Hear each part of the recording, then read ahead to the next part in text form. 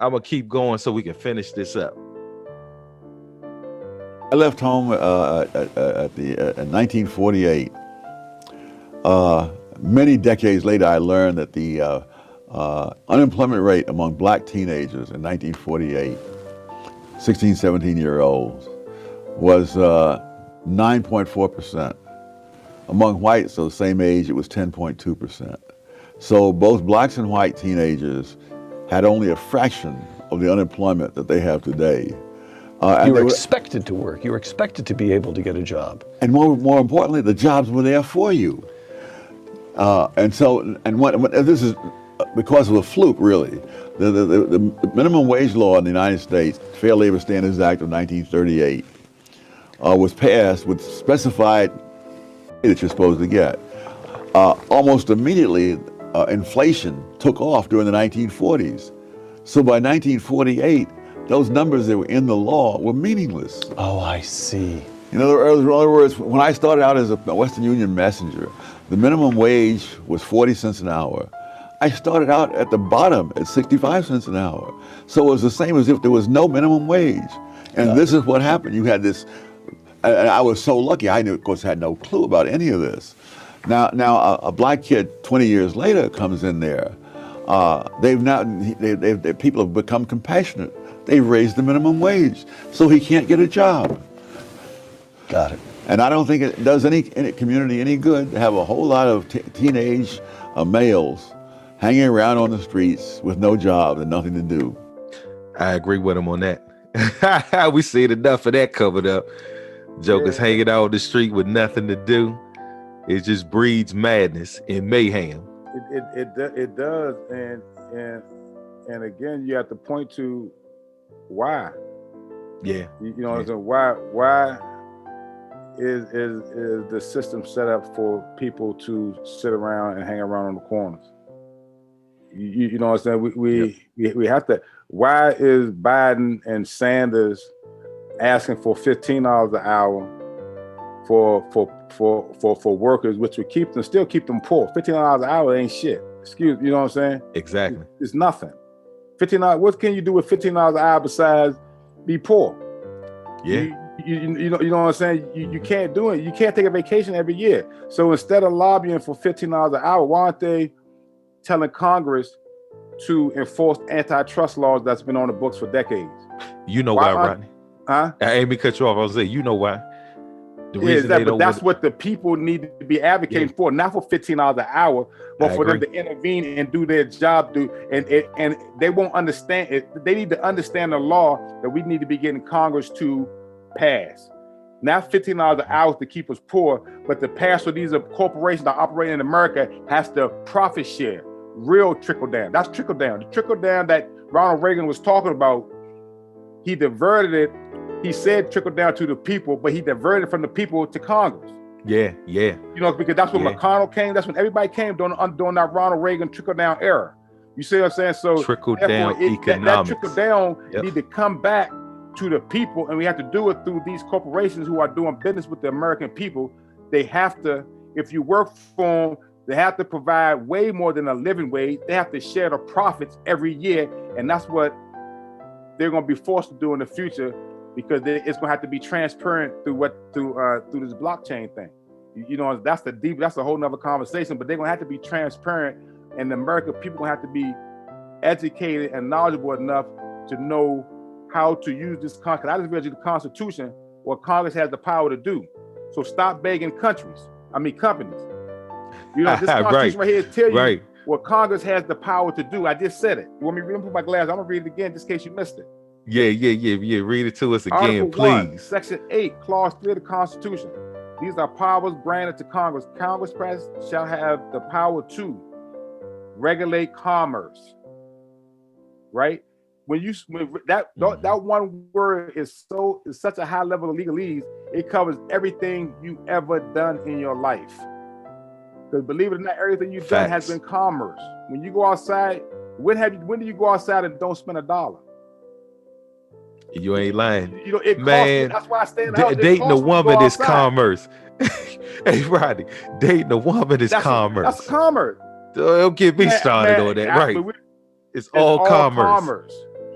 But Congress has the right to making a child, even with foreign making nations. a child Right is commerce. Money. Yes, everything is commerce. You know what I'm saying? It's a form of commerce. It's offered acceptance. Yeah, exactly. Making a child. So what we're saying is the people need to understand what to lobby for. Lobby for $15 an hour is a waste of time. We need to be lobbying Congress, and we need to put people in. It may take 15 years to put people in Congress like us, who's going to force laws to help benefit the masses of the people. Then we wouldn't have to worry about what people are most concerned with financial wise. So because your company, Facts. all these big companies who do business here in the United States will do business here in the United States for the benefit of the people per Congress, or don't do business here. Period. Facts. You know what I'm saying? That period. Yeah, don't do business here. What they gonna do? I'm with you on that. All right. I am not a charter school fan. The point is, if I'm president, from charter schools to this are gone. And let me stop right there. Because, and we haven't talked about this yet, Rodney, but I'm actually gathering the data right now. But I have some really great information that we want to drop on all of our listeners, man, concerning this whole thing with these charter schools. Because I assure you, right? I assure everyone that your Democratic, and I'm being specific with this, your Democratic politicians, right, are against charter schools for their own self-interest. And charter schools have helped the Black community so much. You know what I'm saying? I got a whole segment I'll put together for us to break this thing down, man. Oh yeah, and we're going to go in. All right.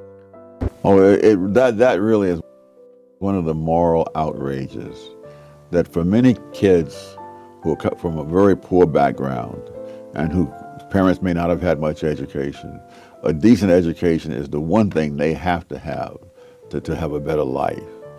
And these schools have been absolutely spectacular. The charter schools. The charter schools, the successful ones. Now, there are a few that weren't. For example, a few years ago, on the New York statewide math tests, there was an elementary school, grade 4, I believe, in Harlem, whose students passed those tests at a higher rate than any fourth grade kids anywhere in the state of New York. The Success Academy schools as a whole, their students pass both the math and the English statewide tests at a higher rate than any school district in the entire state of New York. So again, why would these politicians, right? Like, why would President Joe Biden be against charter schools when you have students in the inner city scoring at rates, right? Getting an education where they can actually make something of themselves when they become adults. Why would you be against something like that? It just don't make sense. And again, I'm telling you, man, these are Democrats, man, that are doing it. This is why I don't understand why people always believe that the Democrats are our friends. They have our best interests. And I'm like, they don't. I'm telling you, they really don't. Their goal is to benefit off of Black mayhem and dysfunction. That's what they do. And my point is this, Rodney, I keep on telling family members, that didn't grow up in the environment that we did. I know Democrats and I know their policies. They benefit from our mayhem and destruction. Right. The vast majority of the kids in the Success Academy schools are either Black or Hispanic. If you look at the 5 highest scoring school districts in the state in terms of the percentage of the students who pass the math or the English tests, their average family income ranges from 4 times that of the kids in the Success Academy schools to more than 9 times. And yet the mayor of New York is doing his darndest to put a stop to the expansion of schools in general, but his special ire is aimed at the Success Academy schools. And this is happening all over the country. Because they make the teachers' unions look bad that run the public schools? What's the political motivation? Why would Mayor de Blasio have an out for the charter schools, such as Success Academy? Well, the teachers union are the major reason. And we're talking about the money they contribute, the number of votes they contribute. Let me stop right here real quick, Rodney, because I just want to tell our listeners and you see Thomas Sowell is covering what has been going on in New York City, right? Yeah. Now, I'm a take what he's talking about and I'm gonna relate it to what has happened here in the District of Columbia. I'm gonna show people what they were doing here in DC, right? Doing some of the worst times in DC, man, as far as crime statistics, etc. What they were doing with the school system, right? Everything he's saying, he's 100% right, and I'm gonna prove it. Yeah, brother, we gonna prove it, man. Mm-hmm. You know what I'm saying? But let's keep going.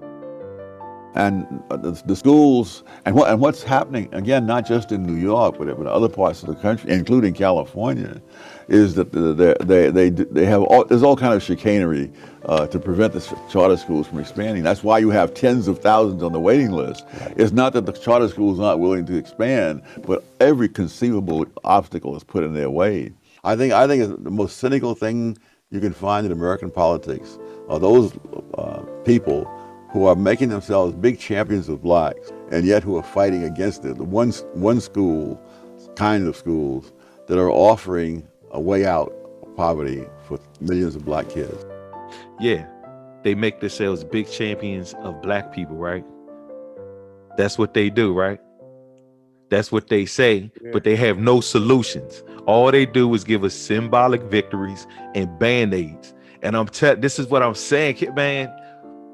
Hey, Rodney, man, I so look forward to us doing that broadcast, man, where we talk about what has taken place here in the District of Columbia concerning the school system. Everything what Thomas Sowell was saying is 100% correct. That brother is a genius in his own right. Yes, he is.